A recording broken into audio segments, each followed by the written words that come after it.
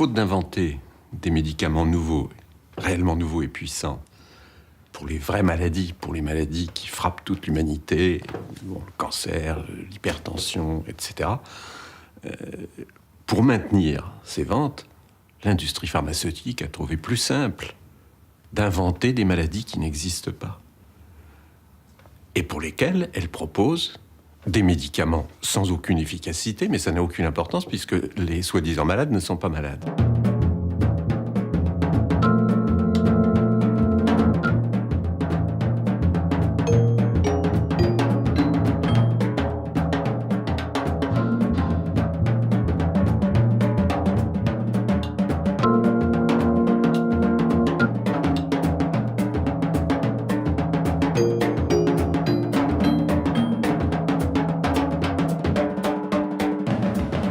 It's that week before your period.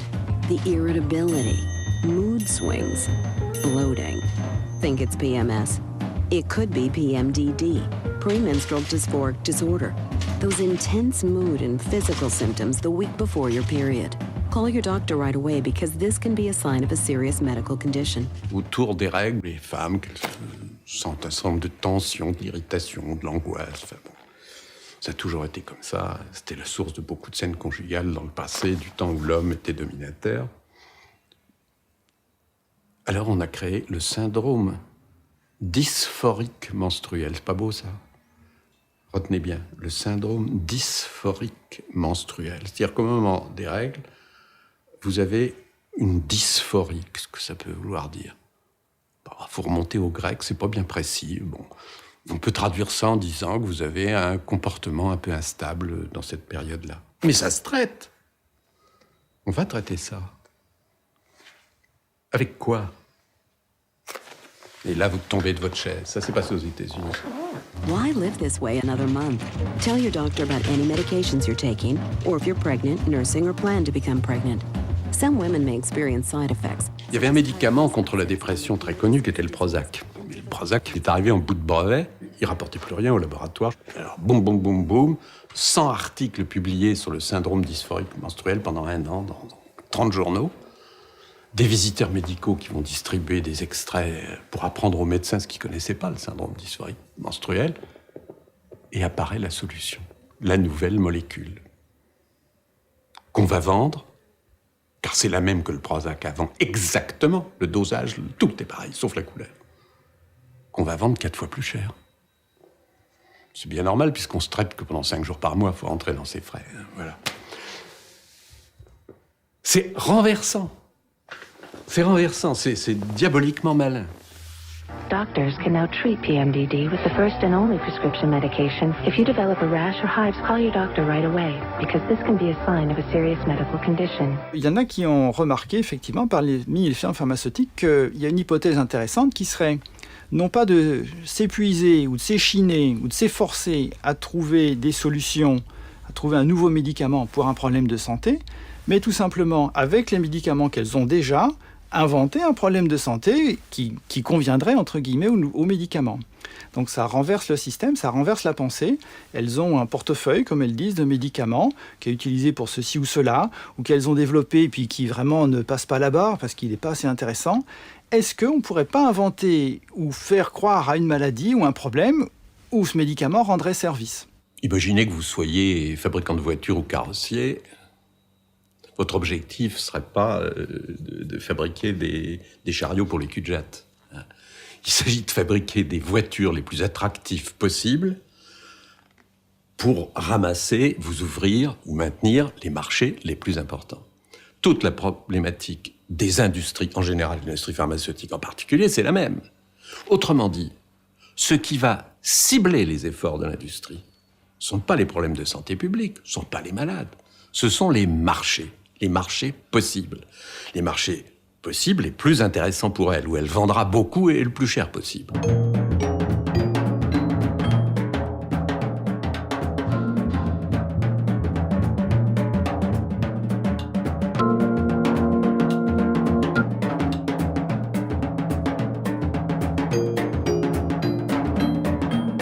Donc les firmes dans cette ambiance de concurrence, à la recherche d'élargir toujours le marché, ont intérêt à faire évoluer les critères diagnostiques de la maladie. C'est clair que la plupart des gens ont une hypertension artérielle normale, puis quelques-uns, une petite proportion à 16 ou 17, comme on dit, 170 mm de mercure, puis encore moins ont 18 ou 180, et encore moins, etc. Selon le seuil qu'on choisit pour définir l'hypertension, il y a plus ou moins de patients, c'est-à-dire de clients, et donc plus ou moins de chiffres de vente et de marché. Donc, logiquement, beaucoup de firmes pharmaceutiques sont intéressées en tout cas, à ce que les critères de définition des maladies soient toujours plus élargis dans la durée et surtout dans les seuils, dans la définition de la maladie. Et pour 1000 adultes qui ont une hypertension au-delà de 160-90 mm de mercure, prendre le traitement antihypertenseur bien choisi, qu'on prend bien, au bout de 4 à 5 ans, sur les 1000, il va y en avoir 10 ou 20 qui auront évité un accident cardiovasculaire. Alors pour ces personnes-là, c'est très bien. On est content, prescrire est content d'avoir évité ça. Mais il faut avoir tout de même en tête l'ordre de grandeur. La grande majorité des personnes auront pris le médicament sans bénéfice pour leur santé. Bénéfice pour la firme, ça c'est sûr, mais pas pour leur santé. Et on comprend que si on baisse encore le seuil de l'hypertension, on va traiter encore plus de gens qui auront encore moins de bénéfices. Par contre, on va augmenter le nombre de gens exposés aux effets indésirables des médicaments, et puis on augmente le marché, bien entendu. I was active, eating healthy. I thought I was in great shape. So I was surprised when my doctor told me I still had high cholesterol. That really hit me and got me thinking about my health. I knew I had to get my cholesterol under control. I thought I was doing enough to lower my cholesterol, but I needed more help. What are you doing about yours?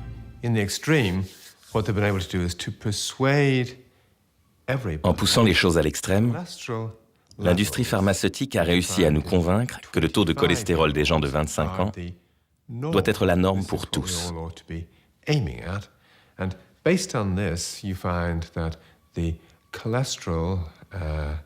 Mais en prenant ce taux pour référence, on constate que 95% des Français et des Allemands, par exemple, sont techniquement malades.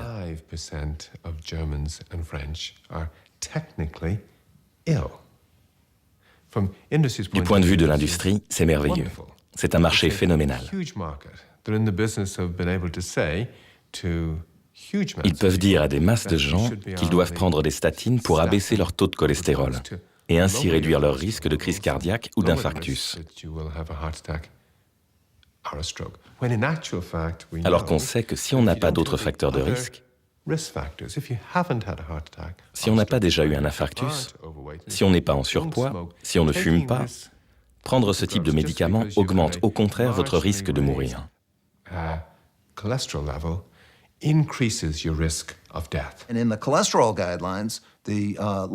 La dernière révision des normes anti-cholestérol américaines a eu lieu en 2001. Or, 9 des 14 experts qui ont fixé ces nouvelles recommandations avaient des liens financiers avec l'industrie pharmaceutique. C'est très important car ces nouvelles directives ont quasiment triplé le nombre d'Américains devant prendre des statines. On est passé de 13 millions à 36 millions. Et la plupart des 23 millions de personnes à qui l'on recommandait du jour au lendemain de prendre des statines n'avaient pas de maladie cardiaque.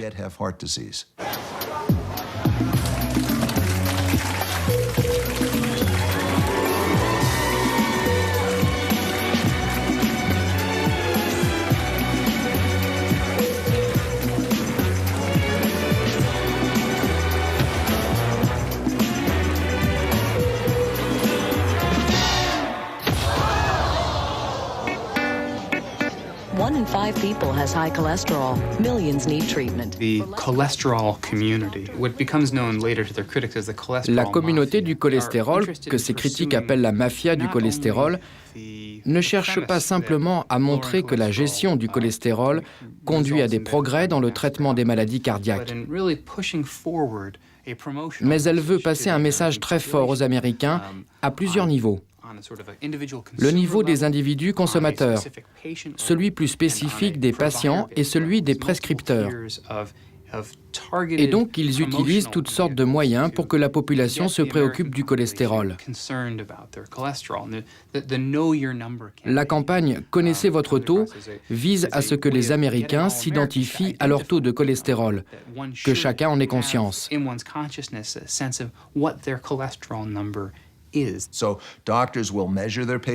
Les médecins vont donc mesurer le taux de cholestérol, ce que les patients demandent. Si le taux est un peu élevé, le médecin va dire « Monsieur ou Madame Jones, vous avez du cholestérol, revenez dans 3 mois, et pendant cette période, faites de l'exercice, mangez moins gras, et on verra si le taux a baissé. » Le plus souvent, le taux ne baisse pas beaucoup avec ces changements de style de vie.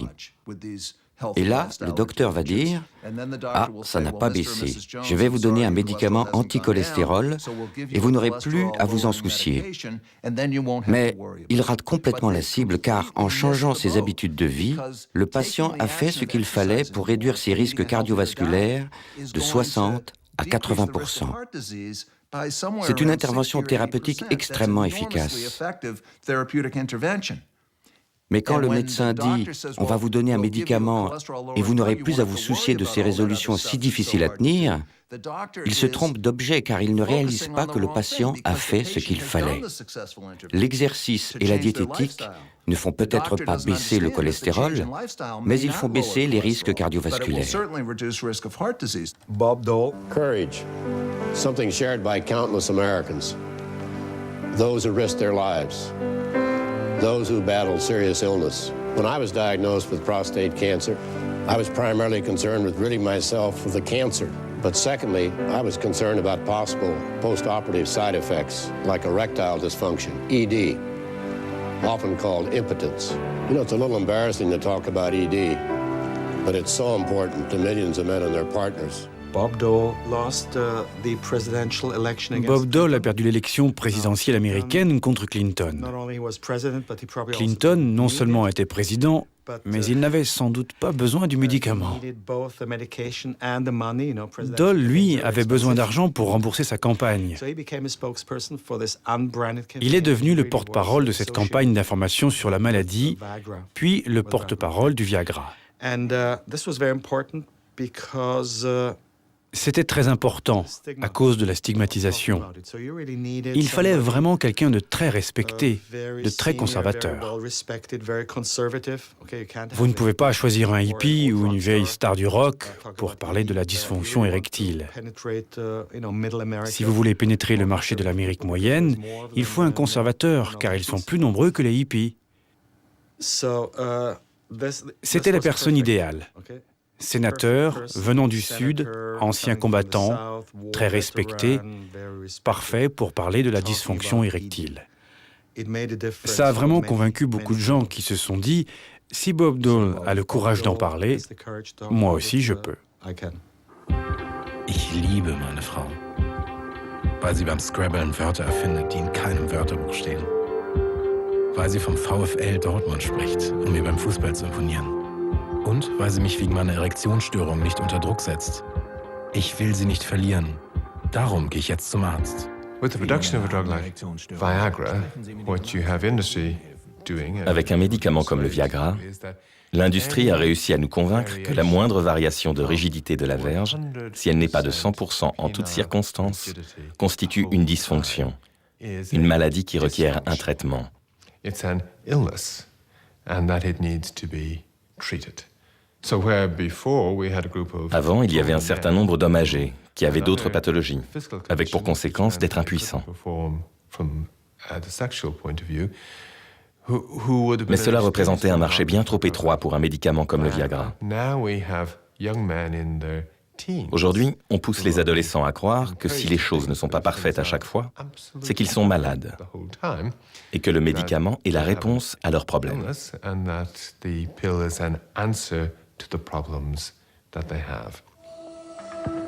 Peut-être que c'est la fatigue. Peut-être que c'est à cause du chien qui regarde. Peut-être que c'est le film qui a coupé mon élan. Peut-être que j'ai trop mangé. Peut-être que c'est à cause de la crise. Et si ça n'avait rien à voir? Ne cherchez plus d'excuses. La majorité des patients souffrant de problèmes d'érection peut être traités, vous aussi. En ouvrant le journal à la page des sports la semaine dernière, j'ai vu une pleine page de pub pour Cialis, un médicament contre la dysfonction érectile, comme le Viagra. Une autre manière d'élargir le marché, c'est de prendre un médicament dont l'usage est occasionnel ou même régulier, comme un médicament contre la dysfonction érectile. Quand un homme souhaite avoir un rapport sexuel, il pense à prendre son Viagra ou son Cialis, on peut le comprendre. Mais dans cette pub, deux choses ont attiré mon attention. D'abord, il y avait un coupon qui disait « Découpez cette pub et apportez-la à votre médecin pour un essai gratuit ». Je me suis dit, voilà du bon marketing, impliquer le patient dans la gestion de ses troubles. Mais surtout, la pub disait « Prenez Cialis tous les jours pour être prêt ». Jouant sur ce stéréotype très masculin, il faut toujours être prêt, on ne sait jamais, vous feriez mieux alors d'avoir pris votre Cialis. Brillant marketing, c'est devenu un médicament de chaque jour. On dit que ça prend un paresseux.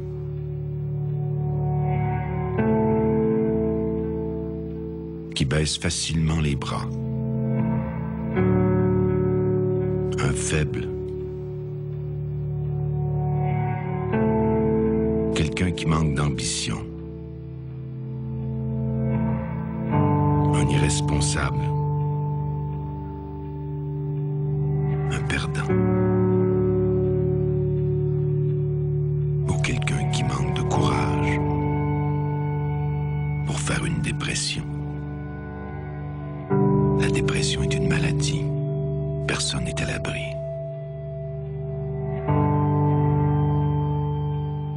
Un bon exemple de marketing d'une maladie, c'est celui de la dépression. Dans les années 60-70, l'anxiété était un diagnostic très répandu. La famille de médicaments pour traiter ces troubles étaient les benzodiazépines, comme le Librium et le Valium, et tous ces médicaments qu'on appelle les anxiolytiques. Le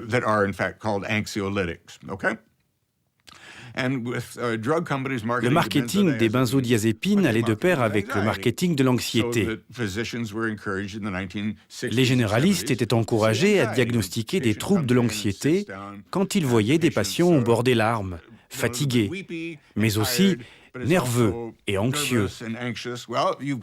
On leur disait « Vous avez un trouble de l'anxiété, on va vous prescrire du Valium ». Mais dans les années 80, on a réalisé que cette classe de médicaments rendait les patients accros. Médecins et malades sont partis en courant. « Oh mon Dieu, on ne va pas donner des médicaments qui rendent les gens dépendants ». Et la voie était alors libre pour que la dépression entre en piste. You know when you feel the weight of sadness. You may feel exhausted, hopeless, and anxious. Whatever you do, you feel lonely and don't enjoy the things you once loved. Things just don't feel like they used to. These are some symptoms of depression, a serious medical condition affecting over 20 million Americans. This led industry to persuade people that ça a permis à l'industrie pharmaceutique de convaincre les patients qu'en fait, ils n'étaient pas anxieux. Que derrière ce qu'ils pensaient être leur anxiété, il y avait une maladie. Ils étaient déprimés. Et d'expliquer que cette maladie était causée par un déséquilibre de la sérotonine, mais que les médicaments étaient comme des vitamines, et qu'ils allaient remonter le niveau de sérotonine. Depression may be related to an imbalance of natural chemicals between nerve cells in the brain. You just shouldn't have to feel this way anymore. Only your doctor can diagnose depression. Everybody can recognize symptoms. Tout le monde peut en reconnaître les symptômes. La dépression est diagnostiquée quand on a au moins 5 symptômes sur une liste de 9 pendant une période d'au moins 2 semaines. Ces symptômes sont par exemple la tristesse, la perte de plaisir, la perte d'appétit, de concentration dans les tâches habituelles, et bien sûr, des pensées morbides, des ralentissements des mouvements, et ainsi de suite. Comme vous pouvez le constater, bien des gens peuvent avoir ces symptômes de tristesse, de perte d'appétit, de fatigue, etc., pendant plus de 2 semaines, après toutes sortes de stress. Le problème, c'est que ces critères ne sont pas uniquement utilisés par des spécialistes, qui sauraient faire la différence entre une réaction normale à une perte d'emploi, de proches, une trahison, etc., et une véritable maladie mentale. En tout cas, certains sauraient. Mais le problème, c'est que ces critères sont devenus tellement déifiés dans la culture médicale qu'ils sont devenus la définition même d'un désordre mental. Depression is emotional. Sadness, loss of interest, and it's physical too. Aches, pains, fatigue. 5 symptômes sur 9, c'est assez arbitraire. Peut-être que des gens qui ont moins de 5 symptômes peuvent avoir tout de même une dépression. Dans les questionnaires chez les médecins, il est d'ailleurs dit que si vous avez moins de 5 symptômes, vous pouvez tout de même être considéré comme ayant une dépression mineure. Vous voyez comment, à partir de cette liste de symptômes, on vous embarque dans une direction où pratiquement tout épisode de tristesse dû à un événement difficile devient une maladie traitée quasiment automatiquement avec un médicament.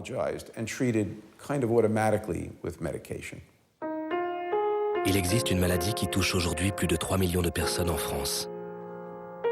Une maladie qui peut vous empêcher de parler, de rire, de manger, de travailler, de dormir ou de vous lever le matin. À la fin des années 90, la famille d'antidépresseurs appelée inhibiteurs sélectifs de recapture de la sérotonine est arrivée en bout de brevet. L'industrie pharmaceutique avait donc un problème. Elle aurait pu inventer une nouvelle classe de médicaments plus efficaces et dire aux médecins: les patients que vous traitez pour dépression sont bien déprimés. Mais nous avons maintenant un nouveau médicament plus efficace.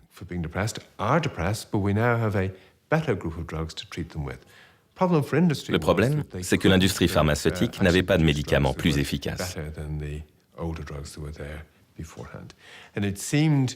La stratégie a donc été de reproduire ce qu'elle avait fait 20 ans auparavant, quand elle avait transformé les patients anxieux en patients déprimés.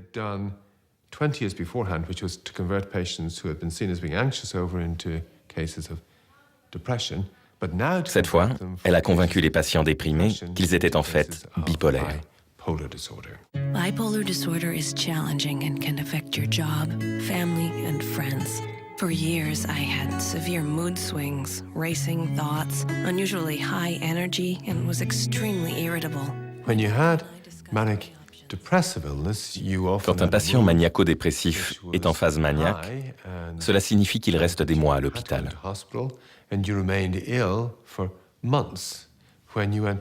De même, quand il est en phase dépressive, c'est un trouble très sévère qui peut conduire au suicide. Et les gens sont hospitalisés pendant des mois.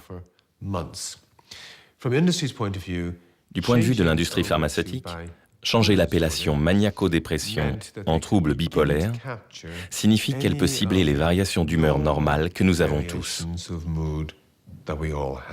Bipolar disorder is the same thing as manic depression. Knowing the name helps you understand what's happening to you, but it doesn't make it any easier to deal with.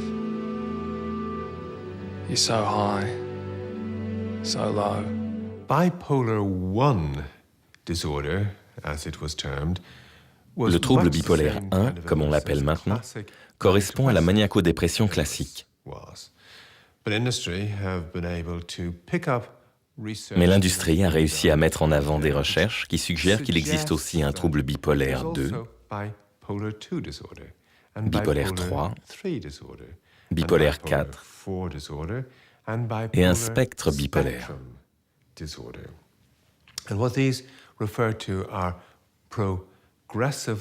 Ces différents termes recouvrent une définition de plus en plus allégée de la maladie, au point d'inclure les variations d'humeur que l'on peut avoir au cours d'une journée. you or I have our mood going up and down during the course of the day. If you, on a Monday morning, Il peut arriver que le lundi matin, comme beaucoup d'entre nous, vous vous sentiez d'humeur maussade. Cela va s'arranger au fil de la journée.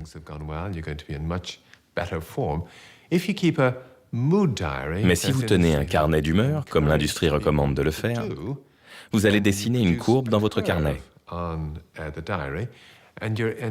Et vous êtes conduit à penser, tout comme votre docteur, qu'une courbe comme cela, même au cours d'une même journée, est la première indication d'un trouble bipolaire.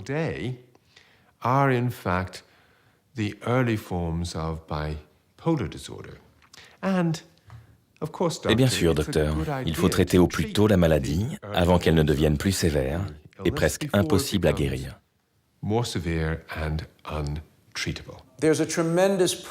Il y a une énorme pression aujourd'hui compte tenu de la définition de ces maladies et de la facilité à distribuer des médicaments pour les traiter. Une pression pour que les gens fonctionnent socialement à tout moment au maximum de leurs possibilités. Et si ce n'est pas le cas, s'ils sont entravés dans leur rôle, comme disent les psychiatres, alors c'est qu'il y a un problème et qu'il faut tout de suite le traiter avec un médicament. Cela peut se discuter, mais il me semble que dans le monde que nous construisons pour nos petits-enfants et arrière-petits-enfants, il n'y aura plus la possibilité d'exprimer toutes les émotions humaines.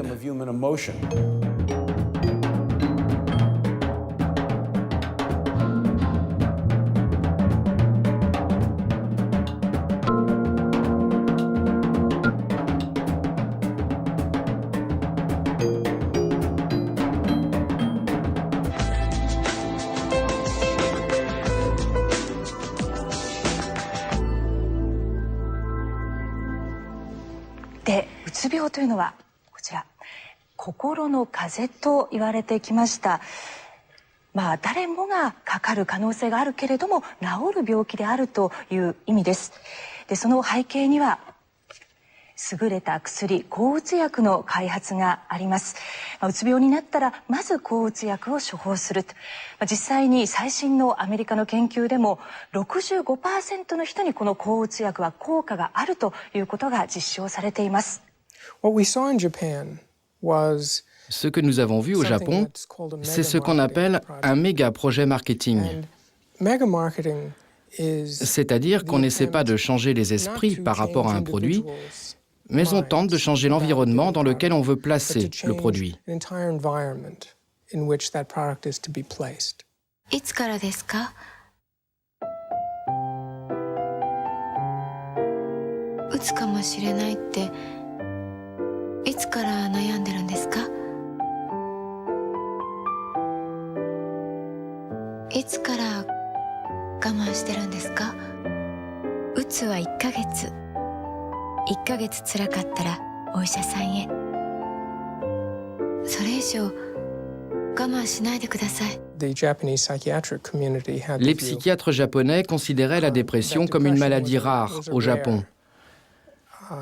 Ils ne la diagnostiquaient pas souvent.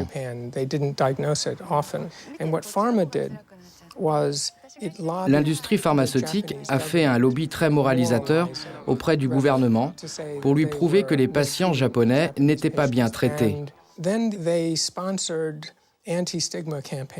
Ensuite, elle a mis sur pied une campagne afin de réduire le sentiment de honte qu'un Japonais peut ressentir s'il est triste, déprimé, ou si quelque chose ne va pas et le ferait rester chez lui sans consulter un médecin.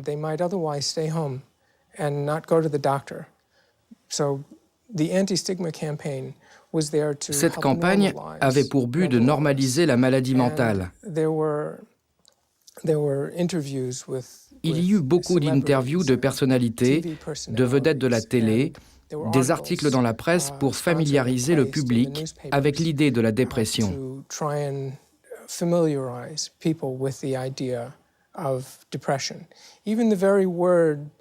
Le mot même de dépression en japonais, utsubio, qui signifiait dépression majeure, a été changé par une grande campagne de communication. Lorsque les Japonais entendaient ce mot « dépression » ou « tsubiyo », cela évoquait quelque chose de très grave, quelqu'un d'hospitalisé. La notion a été changée pour celle de « kokoro no kaze », ce qui signifie un rhume du cœur ou un rhume de l'âme.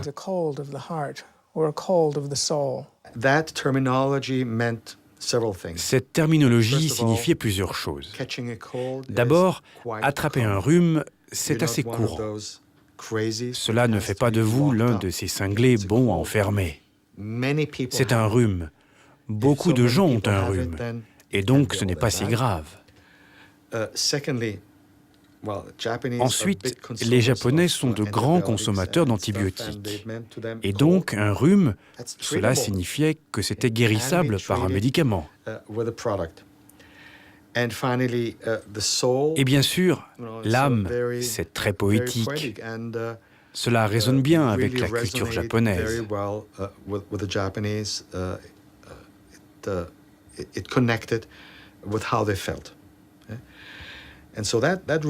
Tout cela a vraiment changé la perception des Japonais et créé ce concept de dépression mineure que le généraliste pouvait désormais traiter et que le gouvernement a même reconnu. Jusque-là, il ne voulait pas entendre parler de cette poignée de déprimés. Mais là, le gouvernement a compris que la dépression pourrait contrecarrer la productivité des travailleurs japonais. Du coup, cela prenait tout son sens de traiter la dépression.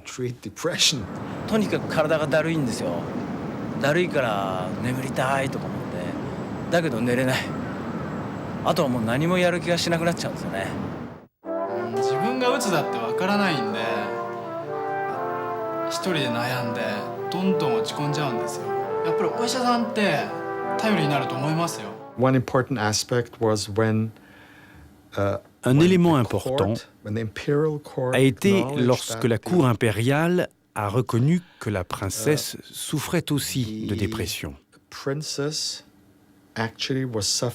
et qu'elle était soignée pour cela. On ne pouvait rêver d'une meilleure notoriété pour la cause, à part l'empereur lui-même, évidemment. C'était fabuleux. Ça commence toujours comme ça. L'industrie dit « Laissez-moi faire cela pour vous. Laissez-moi mettre sur pied cette campagne anti-stigma, ces essais cliniques. Laissez-moi faire pression sur le gouvernement. » Et les psychiatres japonais, en particulier, ceux payés par l'industrie, bien sûr, pensent qu'ils font ce qui est juste. Mais à un moment donné, les intérêts divergent.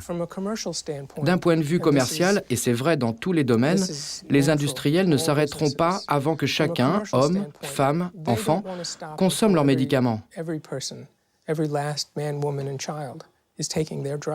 Les psychiatres, évidemment, veulent descendre du train avant d'en arriver là. Mais une fois le train lancé, il est très difficile à arrêter.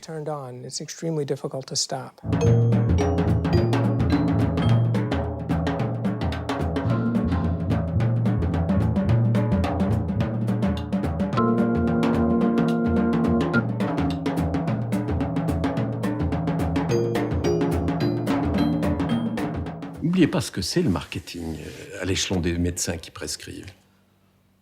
N'oubliez jamais ça. C'est 10 visites par semaine, c'est 1 heure, quelquefois 2 heures par semaine avec des gens qui viennent vous ressasser les mêmes choses. C'est les journaux qu'on appelle médicaux, qui sont la propriété de l'industrie pharmaceutique, qui répètent les mêmes choses. C'est les leaders d'opinion, comme on dit, qui sont des grands, on dit toujours grands, professeurs de médecine qui prennent le porte-voix et qui circulent d'amphithéâtre en amphithéâtre pour vanter les succès spectaculaires et remarquables de tel ou tel truc, moyennant finance, bien entendu. Difficile de résister. Sur ce document, on voit les acteurs clés du marché des médicaments antipsychotiques aux États-Unis. Il y a les instances de contrôle, les payeurs, les acteurs sociaux et médicaux, les fabricants et tous sont liés entre eux. Autour des patients, il y a les amis, les collègues, la religion, les groupes de patients. De même, autour des commissions de contrôle, il y a les législateurs, les médias, etc. Tous ces acteurs clés sont étudiés pour qu'ils participent au succès du médicament. Le secret du succès réside dans la science. Comment produire les éléments scientifiques qui vont convaincre tous ces gens que c'est le meilleur, le seul traitement pour telle ou telle maladie. So with 85% of our 85% des essais cliniques, et même 97% des essais cliniques les plus importants, sont financés par l'industrie pharmaceutique. Or, on a montré qu'il y a 5 fois plus de chances pour qu'un essai financé par le privé conclue à l'efficacité du médicament qu'une étude financée par la recherche publique pour le même médicament. C'est pas mal comme ratio. On a tendance à penser que les études scientifiques sont objectives et ne sont pas biaisées. Mais la nature du système fait que les firmes pharmaceutiques conçoivent elles-mêmes les essais cliniques pour aider à la vente de leurs médicaments. Et les firmes ont la main mise sur les données cliniques exactement comme Coca-Cola possède la recette du Coca.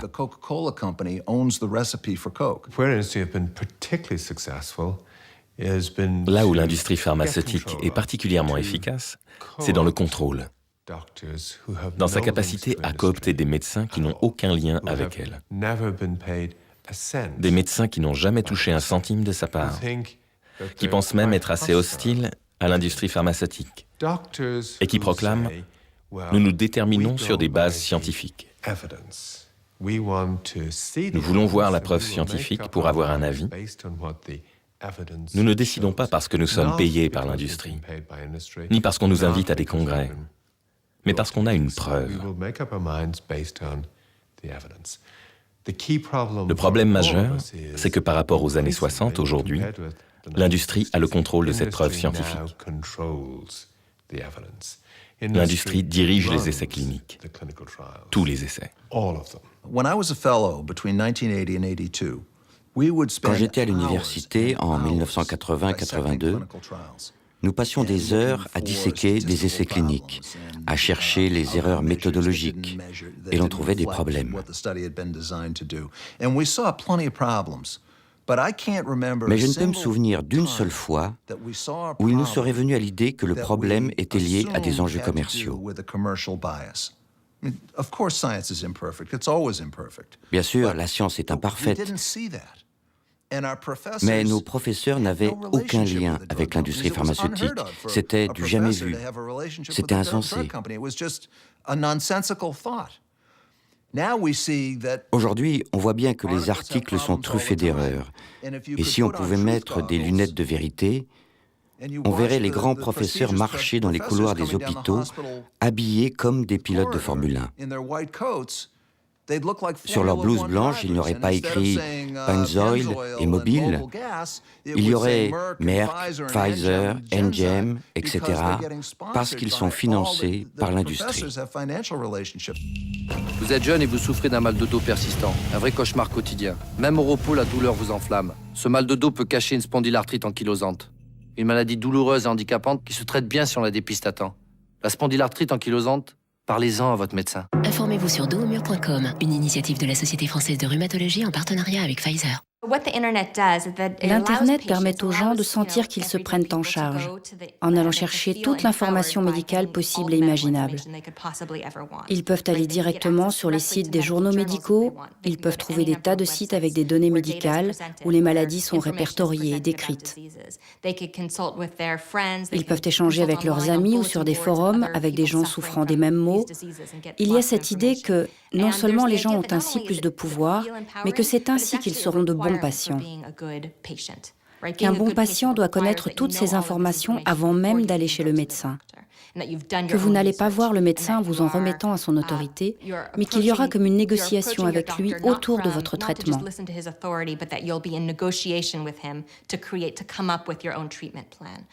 Évidemment, il y a là un piège, car Internet cache très bien la provenance de l'information. is able to hide where the information comes from. Alors, je vous propose de faire quelque chose, je viens d'apprendre, en sortant de chez mon toubib, que le mal de dos que j'ai depuis des années, que je me traîne et qui fait que le matin j'ai du mal à me réveiller, que j'ai l'impression d'être complètement rouillé, que je mets 1 heure à me dérouiller et que la douche n'y suffit pas, eh bien justement j'ai vu à la télévision au moment de la Coupe du Monde de football ce spot de Franck Leboeuf où il me disait finalement le mal de dos c'est la spondylarthrite ankylosante et il y a un médicament qui existe. Alors qu'est-ce que je fais quand je suis rentré de chez mon toubib? J'ai été voir sur mon internet préféré. Et donc, qu'est-ce que j'ai fait? J'ai fait le nom de cette campagne, dont je me souviens parce que c'est pas difficile de s'en souvenir. Ça s'appelle Dos au mur.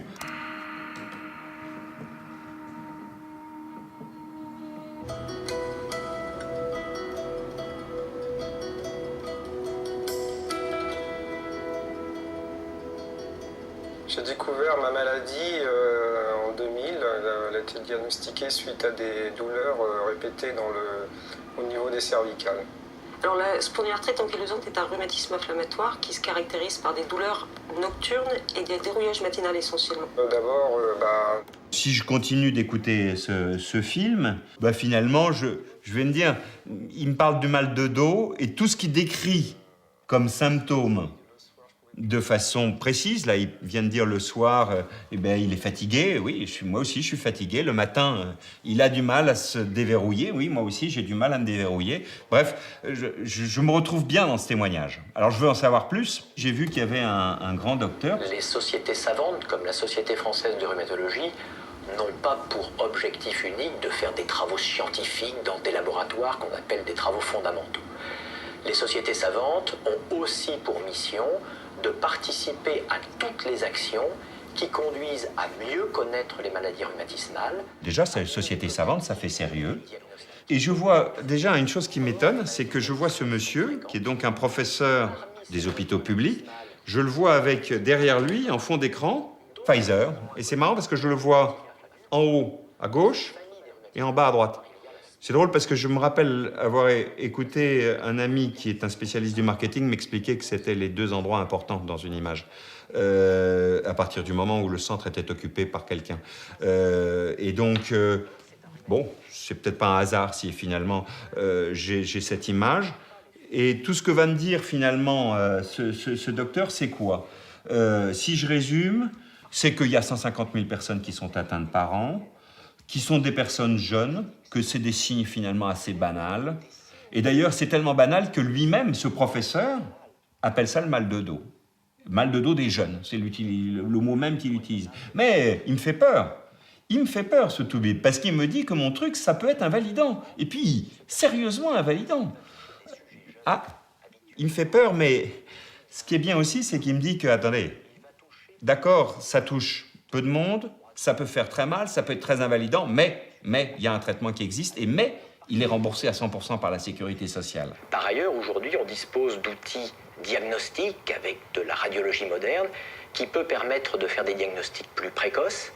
Et surtout, on dispose aujourd'hui de traitements particulièrement efficaces depuis quelques années. Le problème de ce médicament, c'est qu'il a des effets secondaires considérables, qu'on ne peut pas encore bien analyser parce qu'on n'a pas encore assez de recul. Mais ce que l'on suppose, c'est qu'effectivement, ce médicament a des répercussions cardiovasculaires et probablement aussi est un facteur de cancer. Ce que j'oublie de vous dire, c'est qu'il coûte 1 880 € par traitement.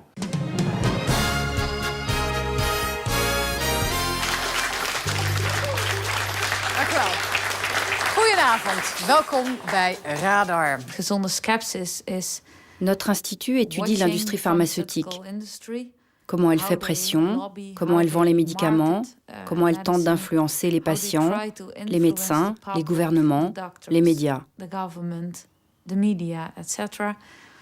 L'objectif est de réduire cette influence pour avoir une utilisation plus rationnelle des médicaments. En collaboration avec une émission de défense des consommateurs, nous avons inventé une fausse campagne publicitaire. Nous voulions montrer comment l'industrie pharmaceutique monte des campagnes d'information sur les maladies pour vendre ses médicaments. Nous avons approché une agence d'études marketing en leur disant que nous étions mandatés par un important laboratoire pharmaceutique qui souhaitait sortir un médicament contre la flatulence et nous voulions une enquête pour montrer l'étendue du problème. 1 op de 4 Nederlanders heeft last van winderigheid. Van deze mensen heeft 86% lichamelijke klachten als een opgeblazen gevoel, buikkrampen of misselijkheid. 75% heeft geestelijke klachten als schaamte, ongemakkelijkheid of onzekerheid. 76% is nog nooit bij de huisarts geweest voor zijn winderigheidsprobleem. En ruim de helft wil wel een medicijn gebruiken om winderigheid tegen te gaan.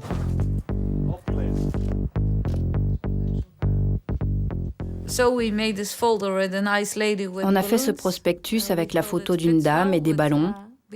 C'était pas mal, des ballons avec l'idée du vent, la flatulence, l'air. C'est comme ça que procède l'industrie pharmaceutique, en utilisant des patients souriants, puisque leur problème est résolu.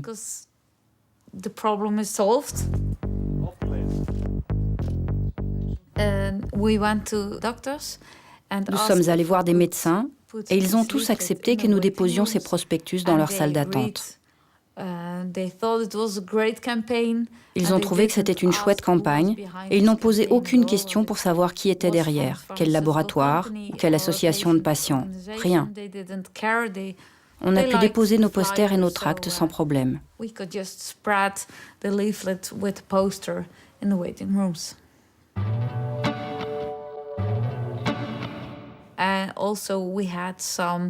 On avait aussi des témoignages de patients souffrant de flatulence. Par exemple, ma fille était une fausse patiente dont les camarades se moquaient à l'école. Sa maîtresse lui disait que ça n'était pas bien de péter en classe, que c'était impoli. Mais tout se finissait bien. Le médecin a donné une pilule et le problème était réglé.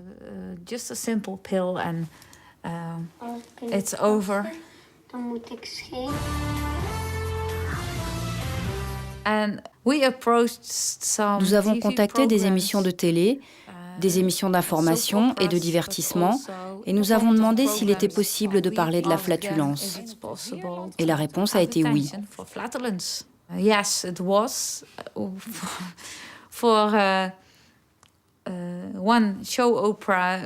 Un soap opéra très populaire aux Pays-Bas, Les bons et les mauvais jours, a même proposé pour 50 000 € que dans un épisode, l'un des principaux personnages discute avec sa femme de son grave problème de flatulence.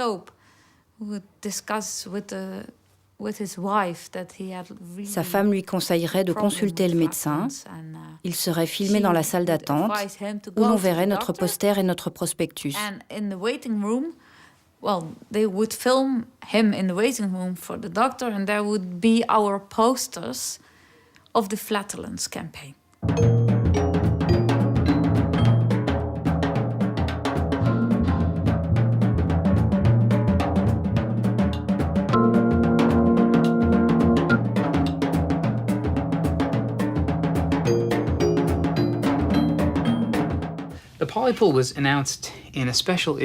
La polypilule a été annoncée dans une édition spéciale du British Medical Journal en 2003. La préface de l'éditeur stipulait que c'était sans doute là l'article le plus important que le BMJ ait jamais publié et ne publierait jamais. C'est assez impressionnant quand on sait que la polypilule était complètement théorique. L'auteur de l'article suggérait que, plutôt que de tester systématiquement la population pour l'hypertension, pour le cholestérol, pour le diabète, etc., pourquoi ne pas tout simplement donner à toute la population, au-delà d'un certain âge, une pilule qui contiendrait de quoi soigner toutes ces maladies en même temps? La polypilule, dans sa forme théorique, contenait un diurétique, un bêta-bloquant, un inhibiteur de l'ECA, de l'acide folique et de l'aspirine. L'idée était de composer en fonction des bénéfices et des effets secondaires des uns et des autres pour que tout soit bien équilibré.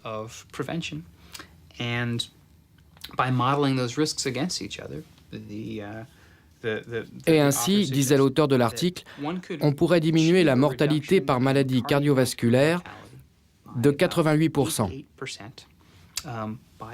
Tout simplement en prescrivant cette pilule à toute la population de plus de 50 ans.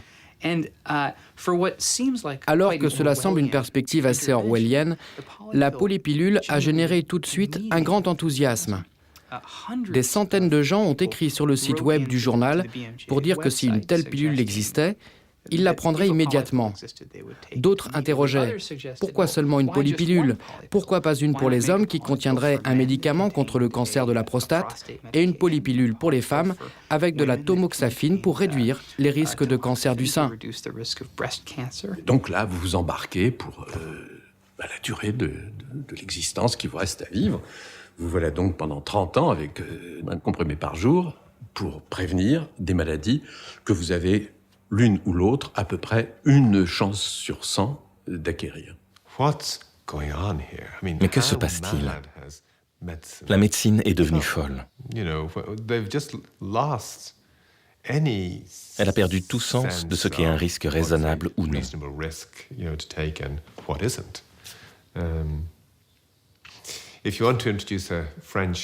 Il faut se souvenir de la phrase du médecin français Pinel sur l'art de la médecine.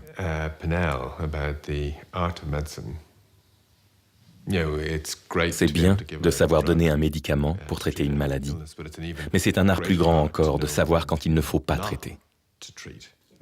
Et cet art, nous l'avons perdu. Nous l'avons perdu parce qu'on ne peut pas dire non au marché.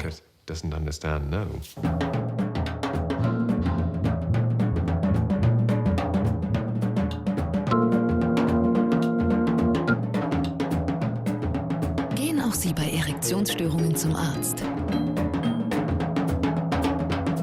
La dépression est une maladie. Solicita ya a tu médico. Y haz que los problemas de erección formen parte del... Und Ihr Cholesterinspiegel kann 24 Stunden... Parlez-en à votre médecin, c'est important. The Feel Better Solution.